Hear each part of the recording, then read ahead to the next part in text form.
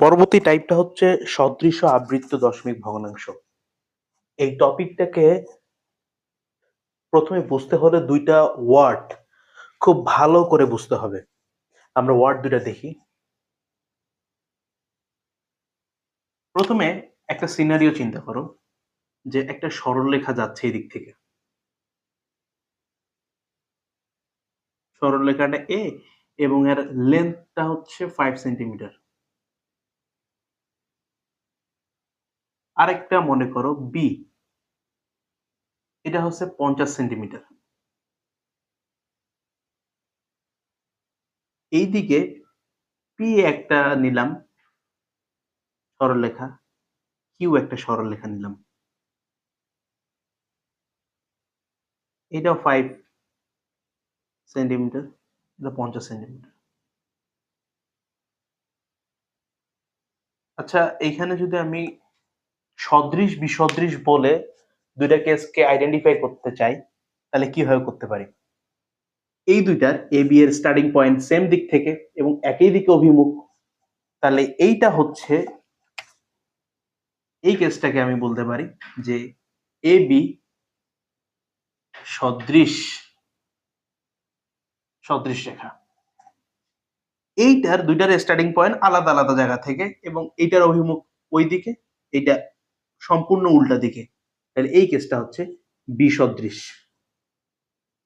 P Q বিসদৃশ। ঠিক একইভাবে আরেকটা জিনিসকে যদি আমরা মেলাই, সেটা হচ্ছে 5 2 3 7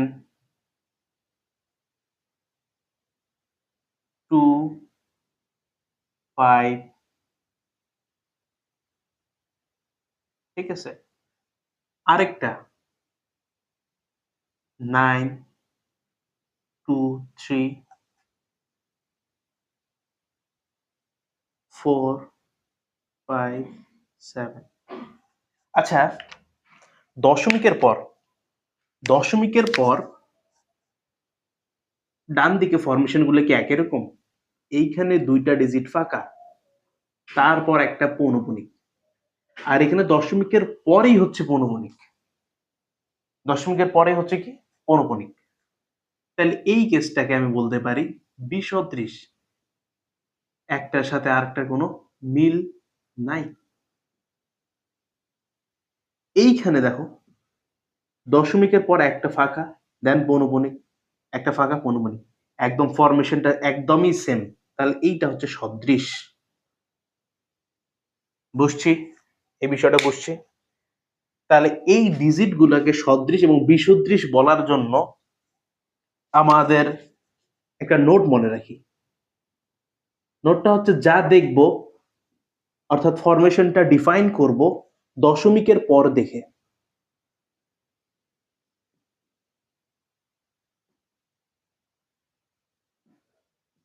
যে দশমিকের পর কি আছে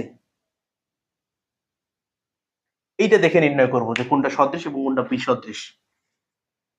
আরেকটা কোশ্চেন তোমাদের কাছে, তাহলে এইটা কি হবে? 40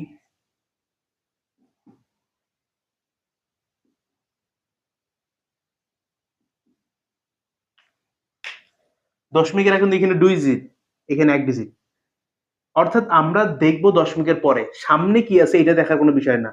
এইখানে এক ঘর ফাঁকা, এইখানে এক ঘর ফাঁকা, পরেরটাতে পৌনপুনিক, পরেরটাতে পৌনপুনিক, অর্থাৎ এইটা হচ্ছে সদৃশ।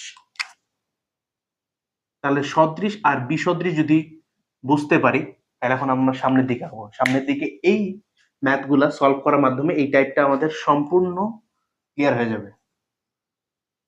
দেখো,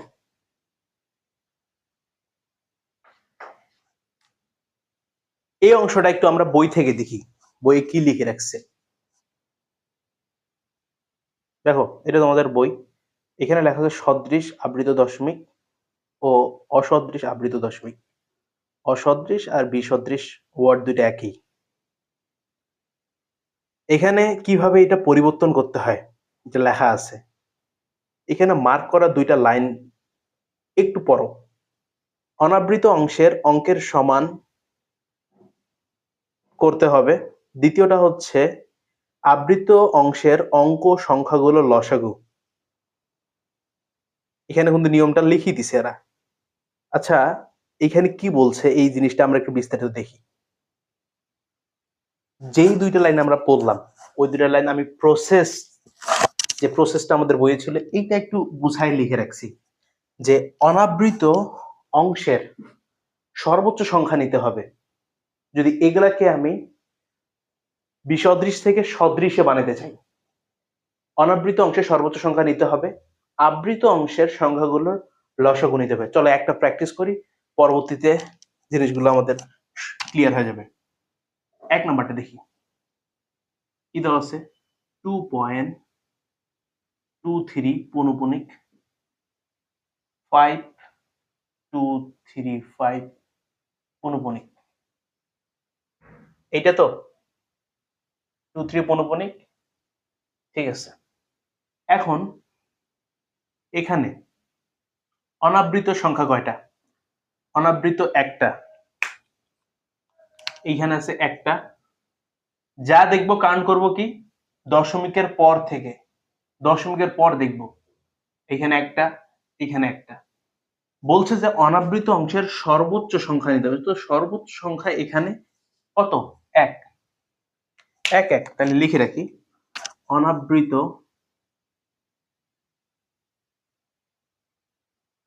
বৃত্ত অঙ্কের সংখ্যা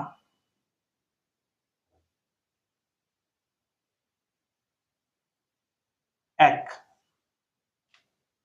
আবৃত অঙ্কের সংখ্যা কত?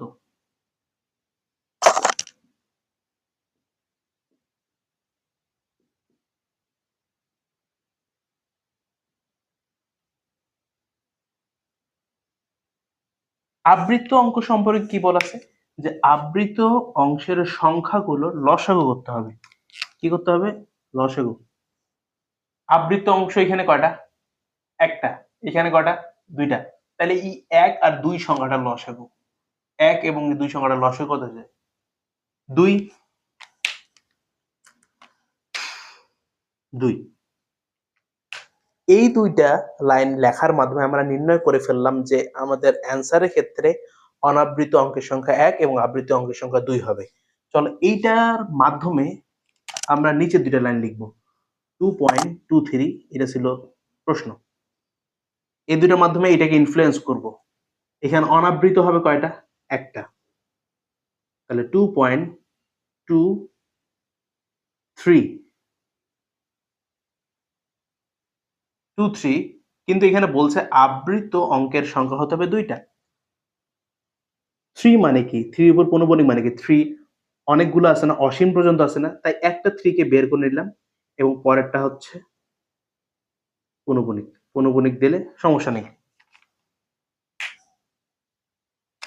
আবার 5.235 পৌনঃপুনিক 5. অনাবৃত হবে একটা, which is 2, আবৃত হচ্ছে দুইটা, 3, 5। অতএব নির্ণেয় সদৃশ আবৃত দশমিক ভগ্নাংশ 2.233, 5.235। আর একটু আমরা রিপিটেশন করি, প্রথম থেকে কি কি করলাম। প্রথমে হচ্ছে এইখানে আমি দেখলাম যে অনাবৃত এবং আবৃত এই হিসাবটা আমাকে কমপ্লিট করতে হবে। অনাবৃত অঙ্কের সংখ্যা 1। কেন? এইখানে বলছে যে সর্বোচ্চ সংখ্যাটা নিতে হবে। এই দুইটা ভগ্নাংশ আমি দেখতে পাচ্ছি যে এইখানেও একটা অনাবৃত, এইখানেও একটা অনাবৃত, তাই তো সর্বোচ্চ সংখ্যা এখানে 1 লিখলাম। দ্বিতীয়তে আবৃত অঙ্কের সংখ্যা আমাকে নির্ণয় করতে হবে। এই যে আবৃত অঙ্কগুলোর সংখ্যা যেগুলো থাকবে, আবৃত সংখ্যাগুলো যেগুলো থাকবে সেই সংখ্যাগুলো লসাগু নির্ণয় করতে হবে। তো এইখানে আবৃত সংখ্যা ছিল একটা, এখানে ছিল দুইটা, এই দুইটার আমি লসাগু করছি, লসাগু করার পরে আমার অ্যান্সার আসছে কত, দুইটা। এবং এইখানে যে মানগুলো আছে এইটার ফ্লোতে উত্তরগুলো আমি সাজাবো। প্রশ্ন দেওয়া ছিল 2.23, অনুপনিক মানে কি, ইনফিনিটি টাইম। তারপর এই দুটো কথার সাথে ইনফ্লুয়েন্সের মাধ্যমে আমি এইটা লিখছি। অনাবৃত অংশ হবে কয়টা, এই যে একটা, একটা আছে, এইখানেও একটা আছে। আবৃত হবে কয়টা, এই যে দুইটা, এখানে দুইটা। তাহলে নির্ণয় সদৃশ আবৃত দশমিক ভগ্নাংশ হচ্ছে দিস দ্যাট। চলো পরেরটা আবার প্র্যাকটিস করি, জিনিসগুলো আরো সহজ এবং ক্লিয়ার হয়ে যাবে।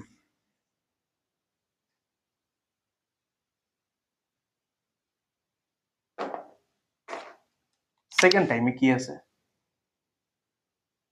7.26, 4.237।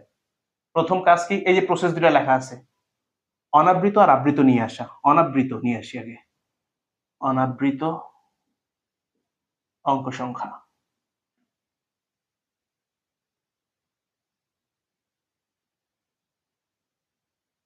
অনাবৃত কোথায় দেখি, এই যে একটা, এখানে দুইটা আছে, সর্বোচ্চটা নিতে বলছে, সর্বোচ্চ, সর্বোচ্চ দুই, তাহলে আমি নেব দুই। আবৃত্ত,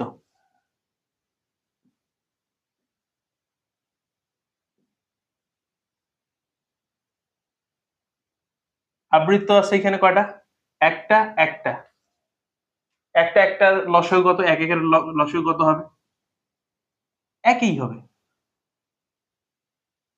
অতএব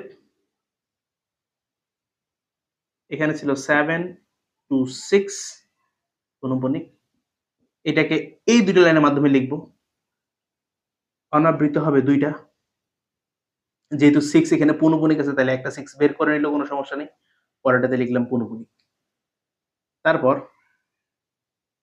4.237, 4.237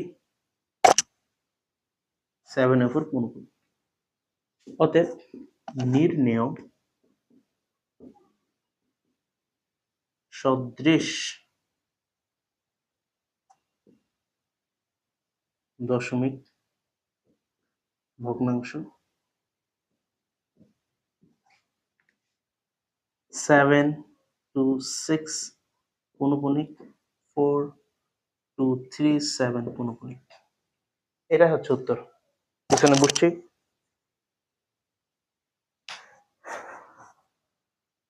প্রথমে লাইনগুলো লিখলাম, লেখার পর কি, আবৃত অঙ্ক সংখ্যা, অনাবৃত অঙ্ক সংখ্যা বের করতে হবে, যেটা আমরা বই থেকে দেখছি যে সর্বোচ্চ সংখ্যা নিতে হবে এটার ক্ষেত্রে, আবৃতর ক্ষেত্রে লসাগু করতে হবে। নিছি, এখানে ছিল অনাবৃত দুই, এই যে অনাবৃত দুই নিছি, মিলাইছি। আবৃত ছিল এক, এক লিখছি। তারপর এইটা পরেরটার ক্ষেত্রে অনাবৃত দুই, এই যে দুইটা, 2 3 দুইটা। তারপর আবৃত এক, এই যে আবৃত এক, মিলছে, এটাই হচ্ছে অ্যান্সার, শেষ, সহজ। এই জায়গায় কিছু বাংলা কথাবার্তাও লেখা যায়, এটা তোমাদের উপর নির্ভর করে, এভাবে লিখলেও হবে আর ওরকম বিস্তারিত লিখলেও হবে।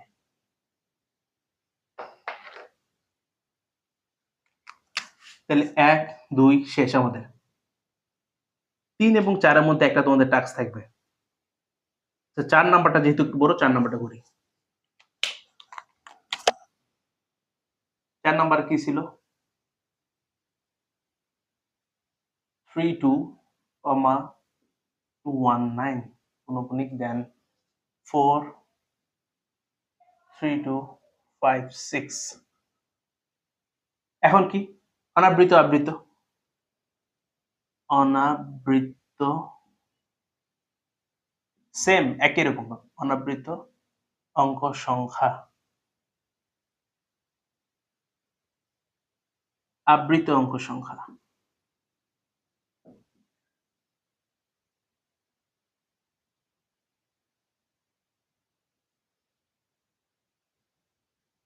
অনাবৃত অঙ্ক সংখ্যা, অনাবৃত দেখি এখানে কয়টা আছে, এখানে দুইটা, সর্বোচ্চটা নিতে হবে, এখানে একটা, এখানে দুইটা, তাহলে সর্বোচ্চ কি, 2 পাইলাম। 2 2 1, তার সর্বোচ্চ কোনটা হবে এগুলোর মধ্যে? 2। এখানেও 2 আছে, সর্বোচ্চ 2।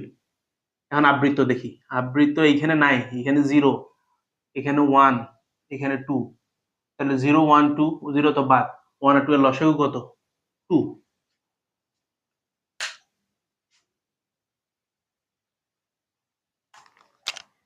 তারপর 12 3 2 সমান সমান 12 3 2। অনাবৃত হবে দুইটা, হইছে। আবৃত হবে এখন দুইটা।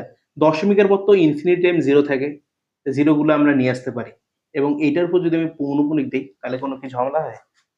না। নিয়মের ব্যতিক্রম হয়? না, হয় না। 2.19 পৌনঃপুনিক, তাহলে 2.1 লিখলাম। আচ্ছা, এখানে পৌনঃপুনিক আছে না 9 এর উপর, এইটা মানে কি? ইনফিনিটি টাইম 9, তাহলে আমি একটা 9 কে বের করে নিয়ে আসলাম এবং পরের দুইটা 9 এর উপর পৌনঃপুনিক দিলাম। সমস্যা আছে? নাই। তারপর আছে কি 4.3256 পৌনঃপুনিক, 4.3256।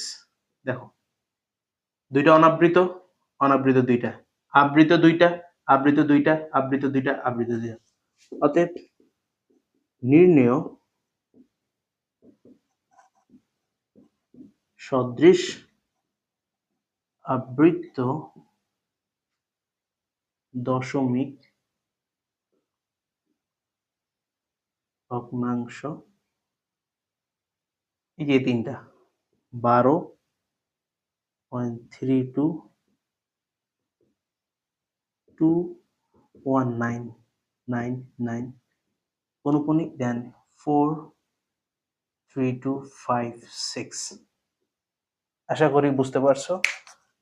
3 নাম্বারটা টাস্ক থাকলো, এটা তোমাদের জন্য।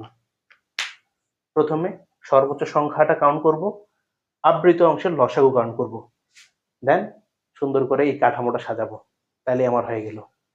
3 নাম্বারটা টাস্ক এখনই করে দেখো।